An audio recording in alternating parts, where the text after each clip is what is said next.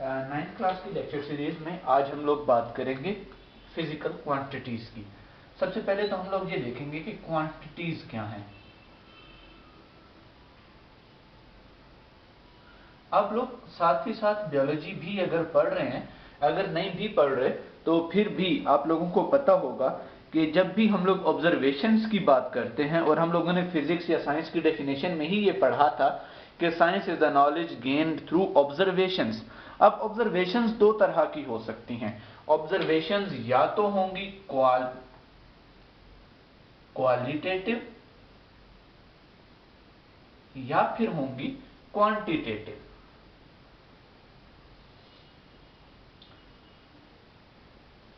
Qualitative observation ये होंगी जैसे हम कहें कि Ali is good, Ahmad is good. तो अब मैंने इन दोनों के बारे में ये तो बता दिया कि ये दोनों बैड नहीं है, गुड हैं, लेकिन अब इन दोनों में से ज्यादा अच्छा कौन सा है इस बारे में मुझे नहीं पता। या अगर हम इसी तरह से कहें कि सन इज फार फ्रॉम अर्थ, तो ये जुमला बिल्कुल ठीक है, सूरज जमीन से बहुत दूर है। और अब मैं ये कह रहा हूं कि सन इज फार फ्रॉम मार्स, कि सन मार्स से भी बहुत ज्यादा दूर है। तो ये दोनों जुमले बिल्कुल ठीक हैं, इनमें गलती कोई भी नहीं है। लेकिन अब मुझे ये नहीं पता कि सूरज के ज्यादा करीब अर्थ है या मार्स है।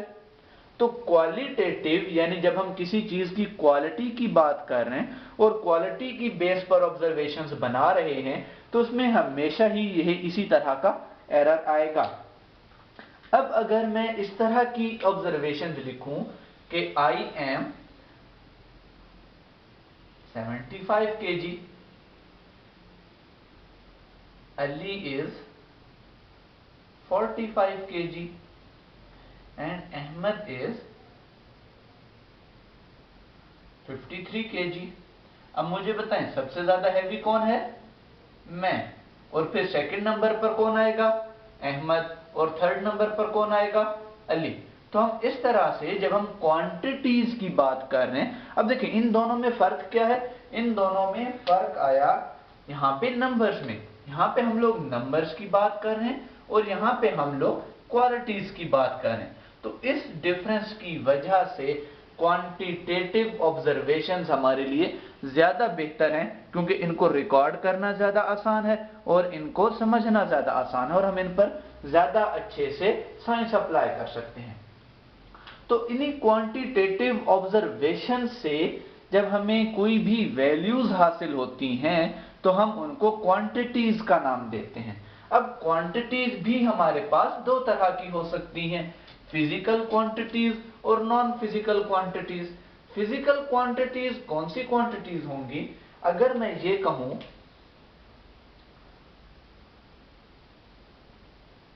लेंथ, तो हमें पता है कि अगर हमारे पास, अच्छा क्वांटिटीज में हम लोग बात कर रहे हैं फिजिकल क्वांटिटीज की।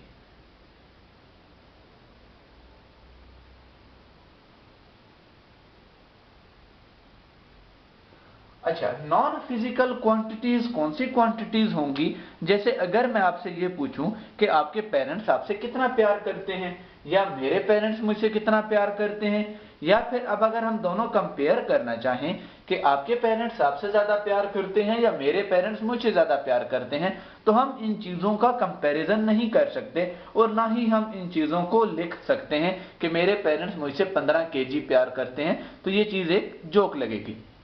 तो इस तरह की सारी क्वांटिटीज को हम कहते हैं नॉन फिजिकल क्वांटिटीज। तो फिजिकल क्वांटिटीज क्या होंगी? वो तमाम क्वांटिटीज जिनको हम किसी भी तरह से मेजर कर सकते हैं या रिकॉर्ड कर सकते हैं। यानी कि अगर हम ये बात करें कि हमारे पास कोई भी एक बुक है, तो उस बुक का मैथ कितना होगा, या उस बुक की लेंथ कितनी है, उसकी विड्थ कितनी है, तो हम कहेंगे ऑल दोज क्वांटिटीज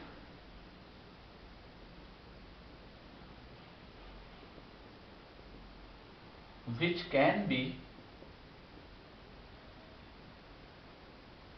recorded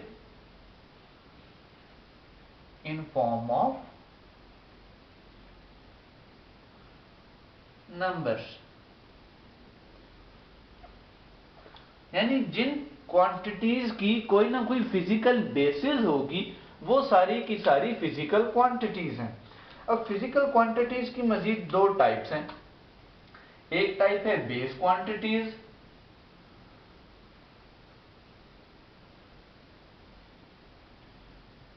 और दूसरी टाइप है डिराइव्ड क्वांटिटीज।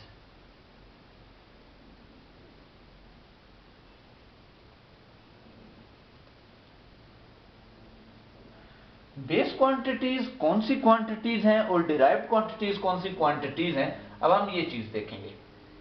अब देखें, हमारे पास 4 प्राइमरी कलर्स होते हैं और हम उन कलर्स को मिला के बेइंतहा से कलर्स बना सकते हैं। इसी तरह से हमारे पास 7 बेस क्वांटिटीज हैं और बेस क्वांटिटीज वो क्वांटिटीज हैं जो कि खुद से एग्जिस्ट कर रही हैं। इनको बनाने के लिए हमें मजीद क्वांटिटीज की जरूरत नहीं है। तो हम इसकी डेफिनेशन क्या लिखेंगे? The basic quantities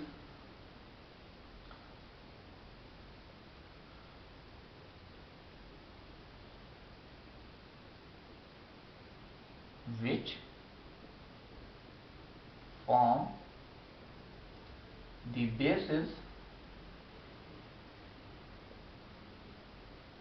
for other quantities।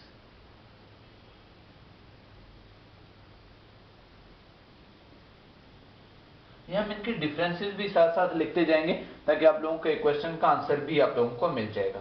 अच्छा, अब डिराइव्ड क्वांटिटीज कौन सी क्वांटिटीज हैं? अगर बेस क्वांटिटीज वो हैं जो कि दूसरी क्वांटिटीज के लिए बेस फ्राहम करती हैं, तो डिराइव्ड क्वांटिटीज वो क्वांटिटीज हैं जो कि बेस क्वांटिटीज से मिलकर बनी हैं। तो हम इसके लिए लिखेंगे द क्वांटिटीज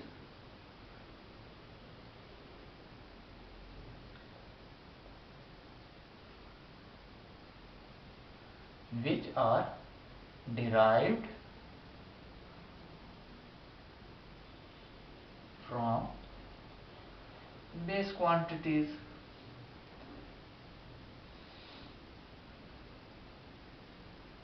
अच्छा, जिस तरह हमारे पास प्राइमरी कलर्स खाली 4 हैं, इसी तरह बेस क्वांटिटीज भी जस्ट 7 हैं। तो देयर आर 7 बेस क्वांटिटीज। अच्छा, अब देखें, ये 7 बेस क्वांटिटीज हैं और हम इन क्वांटिटीज के मुख्तलिफ पैटर्न्स बना बना के बहुत सारी डिराइव्ड क्वांटिटीज बना सकते हैं। तो डिराइव्ड क्वांटिटीज हम टोटल कितनी बना सकते हैं? We can make infinite. Infinite मतलब वो नंबर जो हम कभी गिन नहीं सकते, बहुत ज्यादा, जो कभी खत्म नहीं होता। We can make infinite number of derived quantities।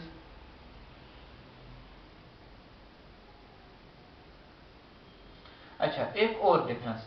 अब देखिए, अगर हमने कहा कि बेस क्वांटिटीज में खाली एक ही क्वांटिटी होगी, यानी वो बेसिक हैं, और जिस तरह से हम बात करें कलर्स की, तो रेड कलर में जस्ट रेड कलर होगा। लेकिन ऑरेंज कलर कैसे बनता है? रेड और येलो को मिलाने से। तो इसी तरह से बेस क्वांटिटीज के जो यूनिट्स होंगे, their unit are stand alone, यानी इनके यूनिट में जस्ट एक सिंबल होगा। लेकिन डिराइव्ड क्वांटिटीज के units, their units comprises of 2 or more base units।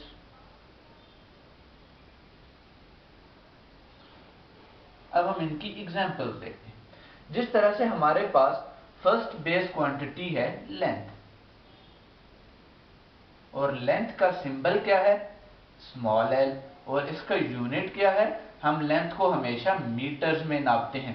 हम कभी ये नहीं कहते कि मेरी हाइट 5 kg है, हम बल्कि ये कहते हैं मेरी हाइट 5 फीट है, या अगर हम फीट भी इसी लेंथ का एक यूनिट है। लेकिन अब हम लोग स्टैंडर्ड क्या यूज करेंगे, जिस तरह आप लोग कपड़ा नाप लेने जाते हैं तो आपको मीटर्स में नाप कर देते हैं, तो फिर हम लोग, या जिस तरह हम डिस्टेंस नापते हैं कि एक जगह से दूसरी जगह तक अगर हमने जाना है तो हमें कितने मीटर्स डिस्टेंस ट्रेवल करना पड़ेगा, तो वो लेंथ का यूनिट है, और मीटर्स को हम शो करते हैं m से।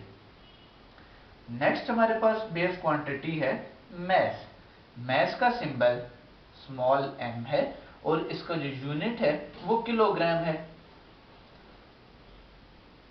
और इसको हम kg से शो करते हैं। नेक्स्ट हमारे पास क्वांटिटी है टाइम। टाइम को हम स्मॉल t से शो करते हैं, और टाइम का सबसे छोटा यूनिट क्या है, सेकेंड्स, और इसको हम s से शो करते हैं। नेक्स्ट फिजिकल क्वांटिटी हमारे पास है टेम्परेचर, दरअसल बेस क्वांटिटी। टेम्परेचर को हम शो करते हैं कैपिटल T से, इसका यूनिट है केल्विन। डिग्री सेंटीग्रेड और डिग्री फ़ारेनहाइट भी इसके यूनिट्स हैं, लेकिन जब हम स्टैंडर्ड कहते हैं तो स्टैंडर्ड मतलब वर्ल्ड वाइड यही यूनिट यूज होगा, और इसका सिंबल है K। नेक्स्ट है हमारे पास अमाउंट ऑफ अ सब्सटेंस। ये आप लोग केमिस्ट्री में बहुत ज्यादा यूज करते हैं। अमाउंट ऑफ सब्सटेंस जिसको हम m से शो करते हैं, इसका यूनिट मोल है, जिसको हम MOL भी कहते हैं। अच्छा, नेक्स्ट क्वांटिटी हमारे पास है amount of intensity of light.